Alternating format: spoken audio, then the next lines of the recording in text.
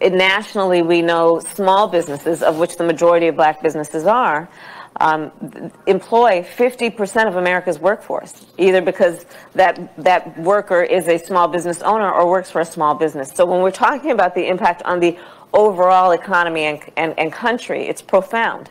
None of what this woman is saying is true according to the actual data that we just went over. You can't say that nationally small businesses make up 50% of the nation's employment and then include small black businesses when 96% of black businesses don't have a single employee and are making less than $25,000 a year. Black businesses have zero impact on employment and the economy. Brothers and sisters, it is criminal to have this type of misrepresentation in politics.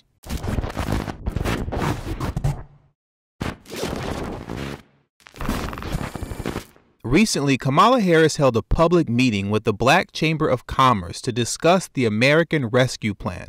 And for those who don't know, the American Rescue Plan is a $1.9 trillion economic stimulus package put in place to give a boost to our current struggling economy. This is a stimulus package for the American people. It's for everyone, and that's a good thing. Let's hurry up and pass this so we can get money into the hands of the people who need it. I'm sure that this is something we can all agree on. But what I don't agree with is how Kamala Harris, the Treasury Secretary Janet Yellen, and the Black Chambers of Commerce are trying to sell this to me as if this piece of legislation was drawn up for black Americans and black businesses. If you're going to pass the bill, fine. If you're going to have a meeting with the Black Chambers of Commerce about it, go ahead. But understand, the only reason they're making it public is because they're trying to sell black Americans on some BS. Because what's going to happen is this: as per usual, another Democratic president, in this case Joe Biden, is going to do his 4-year bid and skate right on out of office. And then when you ask what did he do for black people, they'll respond with, the Biden-Harris administration did a lot for black people. They passed the American Rescue Plan. What did the 5 fingers say to the face? What? Slap! Now, before we get into the actual meeting, it's important that we take a moment to analyze the data concerning black-owned businesses, because the honest truth is that there are no black-owned businesses, realistically speaking. Now, technically there are, but realistically there aren't. It's important to understand this because you can't have a conversation, let alone a public meeting with the Black Chambers of Commerce about black-owned businesses if you're not going to tell the whole truth about black businesses. Now, what I want to do is read from an excellent academic research paper titled "What We Get Wrong About Closing the Racial Wealth Gap." And I'm going to read a segment from Chapter 6 titled Myth 6: Entrepreneurship Will Close the Racial Wealth Gap. Data from the Small Business Administration indicates that just over 19 million businesses, or 70.9% of all U.S. businesses, are white-owned. Blacks own about 2.6 million businesses, or 9.5% of all U.S. businesses. And Latinos own 3.3 million businesses, or 12.2% of all American businesses. But the sales and employment numbers tell a more depressing story. The 19 million white-owned businesses have 88% of the overall sales and control 86.5% of U.S. employment, while black businesses have a mere 1.3% of the total American sales and 1.7% of the nation's employees. Now, what does this establish concerning what I just read to you? This paragraph establishes the fact that black Americans own and control nothing in this country, and your so-called businesses are having no influence or impact on this country at all. Now, the more you dive into the actual data, the more you will find out why that is. In reality, the data paints a daunting picture for diversity in entrepreneurship.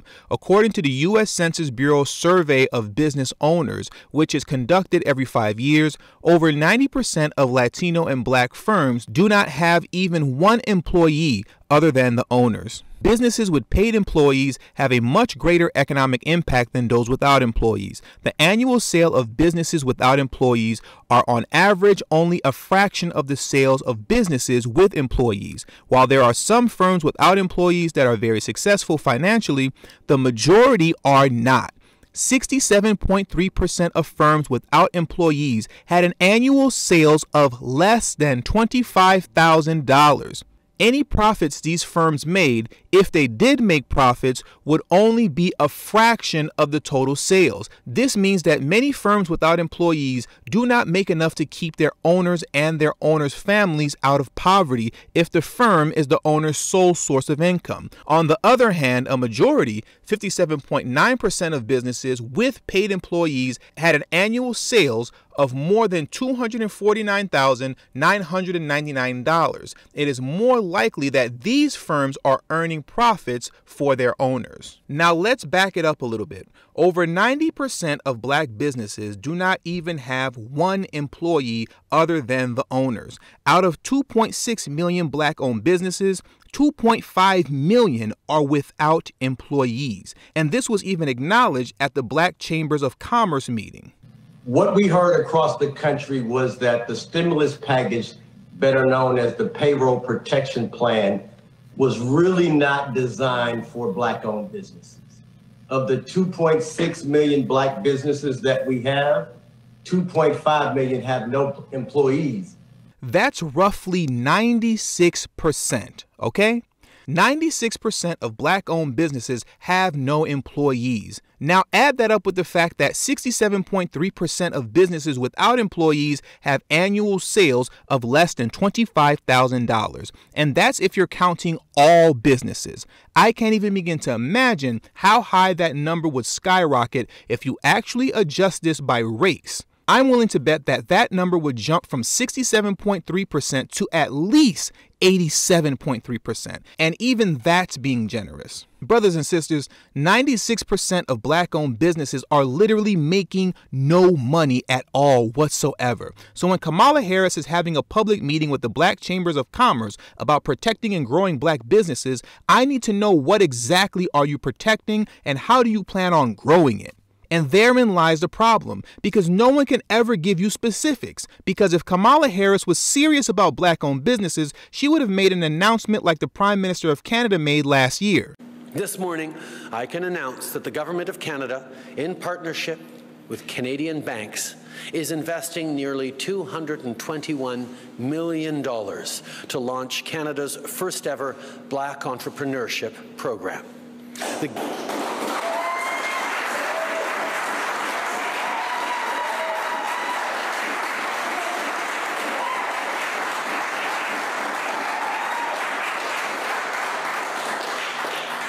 The Government of Canada's share will be nearly $93 million over 4 years as part of this program. The Black Entrepreneurship Program will help thousands of black business owners through our economic recovery and into the months and years ahead. But instead, when Kamala was asked about what black-owned businesses can expect from the Biden-Harris administration concerning targeted support for black-owned businesses, this is how she responded. Given the preparation undertaken in the formulation of the American Rescue Plan, I'm certain that you and Secretary Yellen have already begun planning for what's next. We know that black-owned businesses suffer from pre-existing conditions. So what can we expect from the administration in terms of ongoing targeted support for the businesses we represent? That's an excellent point, Mr. O'Neill. And thank you for your leadership. So we need to get this rescue plan passed. And the reason I was in the Senate now as the president of the Senate to break the tie was so we can get that moving along, to get that relief to families and to small businesses as quickly as possible, to deal with the immediate issues, including what cannot be overlooked. You know, even since December, when the last package was passed, almost 100,000 people have died, right? So when we think about this moment we're in, you know, the way I think of it, and you'll appreciate this from Texas, I think of it as like a hurricane, right? Sometimes we tend to think, okay, we now need to clean up after the hurricane. No, we're still in the hurricane, and it's picking up speed, right? So that as much as anything is the motivation and the spirit behind the rescue plan, which is people are hurting right now. Back to the housing piece, back to the child poverty piece, back to the piece we're seeing all over the country, including, as you know, in Texas, where people are in lines in their car, standing in lines for hours and hours because their families are hungry, What is this woman talking about? She is stumbling and fumbling all over the place. But I will say this much. The hurricane metaphor was clever. You know, it's like a hurricane. You want to talk about the cleanup afterwards, but we're still in the hurricane, and it's getting faster and faster. So we got to take care of that first. Translation. So I'm not going to sit here and say I'm going to do something that's only going to benefit black people. No. Nationally, we know small businesses, of which the majority of black businesses are, employ 50% of America's workforce, either because that worker is a small business owner or works for a small business. So when we're talking about the impact on the overall economy and country, it's profound. None of what this woman is saying is true according to the actual data that we just went over. You can't say that nationally small businesses make up 50% of the nation's employment and then include small black businesses when 96% of black businesses don't have a single employee and are making less than $25,000 a year. Black businesses have zero impact on employment and the economy. Brothers and sisters, it is criminal to have this type of misrepresentation in politics. Thank you so much, Ron, and Madam Vice President Kamala Harris. As president of Oakland African American Chamber of Commerce and also a business owner, my question is, how can we ensure the provisions outlined within the American Rescue Plan reach black businesses, black communities, and black families? Now, that is an excellent question. How can we ensure the provisions outlined in the American Rescue Plan reach black businesses, black communities, and black families? Thank you, Kathy, and it's so good to see you. It is so good to see you. I will tell you, the president, and he and I have been spending a lot of time together before we got sworn in on January 20th and since. And I will tell you, he has such a deep commitment to equity. Really, he brings it up all the time. He challenges the team to make sure that we are keeping in mind that, there's a big difference between equality and equity, right? Which is that, everyone can get an equal amount, but if you don't start out in the same place, you don't end up in the same place. Equity suggests that we take into account that people start out in different places and we want everyone to have equal access to opportunity. So this is a very big principle as it relates to this issue and so many others in the way that the president thinks. So in other words, you'll continue to receive this. You see, what you're looking at right now is the thank you gift that you've been receiving every Democratic presidency since 1964. You've been the Democratic Party's most loyal voting bloc, only to continue to receive disrespect. What is the five fingers say to the face? What? Slap! In the comment section of my videos lately, many have been saying that it's already too late for Black America. I say we have till 2030 tops. After that, it's a wrap. And I don't make any apologies for saying that, because by that point, you're going to be too far gone. But in closing, if you want to save yourself, getting into tech is the way to go. That field is wide open right now, and we must take advantage of it.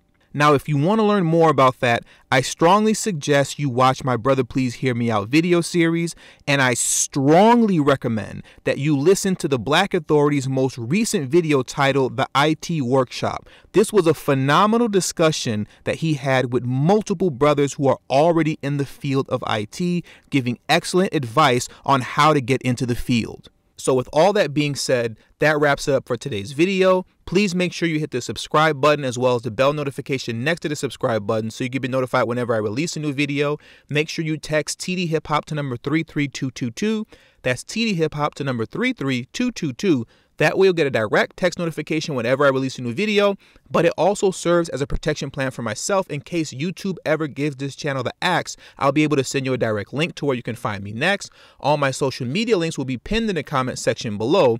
And lastly, but certainly not least, for those of you who have been following me for quite some time now and have a love and appreciation for the work that I put in on this channel, the number one way you can show your support to me is through Patreon. For only $3 a month, that will help put me in position to be able to take TD Hip Hop Media off of YouTube. Remember, the goal is not to grow big on YouTube, but to grow independent of YouTube. So until the next video, peace.